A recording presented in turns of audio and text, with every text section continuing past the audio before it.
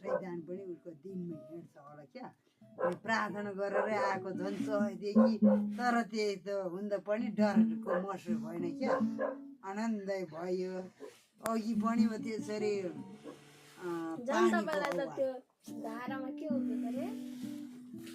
धारामा क्रिस्चियनमा बसेर मलाई घरेलु सङ्गतिमा आउँदाखेरि एकचोटि त्यो हाम्रै कोठारको माथि क्या त्यतिखेर गम्भीर नाति पनि सङ्गति भनेपछि हिँड्थ्यो हुरुकै क्या सङ्गति भन्यो भने नबिराउने ऊ चाहिँ थियो ससुरालतिर नै बसेको तर कोठार भन्ज्याङमा चाहिँ एउटा छाप्रो बनाएर च्यादरले बारबेर गरेर बस्थ्यो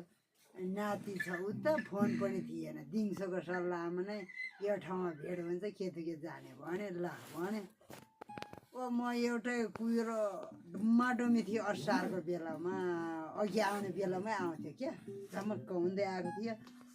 म त रोड निस्किएर नाति पनि भेटेन अब फोन पनि थिएन त्यतिखेर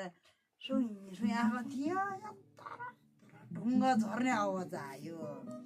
म त त्यतिखेर त हाम फालेर घर पो गयो घर गएको थियो तल पुग्दा त ओ माम बजीलाई माम भन्छ क्या ओ माम मान्छे कहाँ छ भने के तर्साएर चाहिँ म त गयो घर भन्दा आउनु न फेरि म एक्लै हुन्छ लु आऊ माम भने फेरि आएर यो के पारी कसो गर त्यो पनि वास्दै भएन आयो अनि फेरि त्यसरी साँच्ची नै सङ्गतिमा यसपालि मात्रै मलाई उसमा अस्ति चाहिँ त्यो पलङघाटको मान्छे मरेको र त मलाई के थाहा अनि म यता आएको थियो घरेलु सङ्गतिमा नै आएको थियो अघिको बेलामै आएको थियो क्या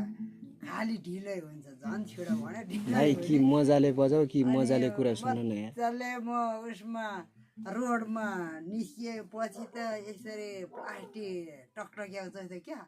यसरी ब्लु ब्लु प्रभुलाई धन्यवाद होस् भनेर म आएँ त्यो ब्लङ ब्लङ यसरी प्लास्टिक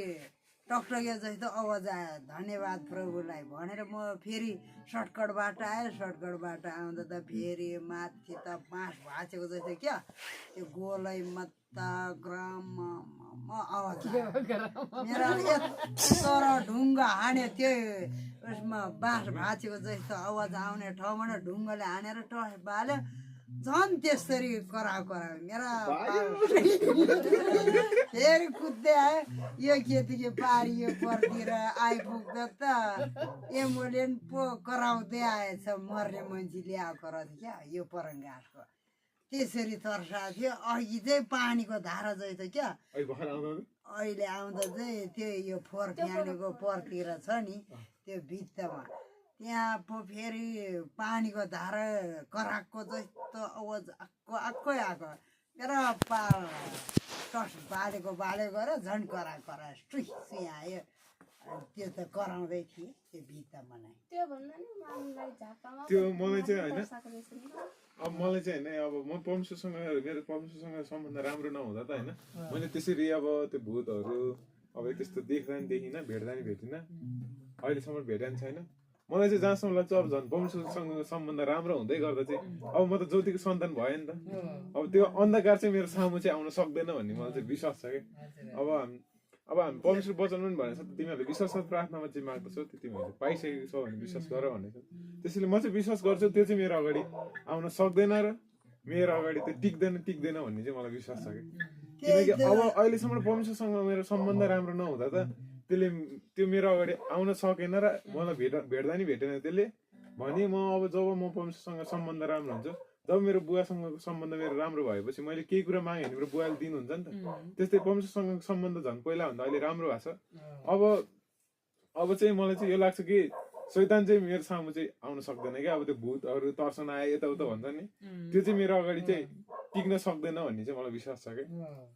त्यसैले हामीले चाहिँ विश्वास गर्नुपर्छ कि त्यो अन्धकार हो क्या त्यो अन्धकार चाहिँ हामी ज्योतिको सामु चाहिँ टिक्न सक्दैन हामी परमेश्वरको सन्तानको सामु चाहिँ त्यो टिक्न सक्दैन भनेर चाहिँ हामीले विश्वास गर्नुपर्छ त्यही भएर हामीलाई अब त्यो तर्साउँछ भन्ने डर लिएर मनमै अब यो ठाउँमा त यस्तो हुन्छ रे भनेर त्यो आफूले मनमा लिएर बस्यो भने चाहिँ त्यो ठाउँमा तर्साउँछ नतर्साउनु होइन, किनकि आफूले अगाडि मनमा शङ्का गरेछ त, त्यही भएर हामीले चाहिँ शङ्का गर्नु हुँदैन क्या। अनि परमेश्वर बचाउनु झन् हिजो हामीले दिवेश गर्दै गर्दै अल्पविश्वासी किन शङ्का गरिस् भनेर भन्नु भएको नि होइन। हामीले शङ्का गऱ्यो भने जे शङ्का गरे त्यो हुन्छ। अनि एउटा गवेश सुनेको थिएँ मैले,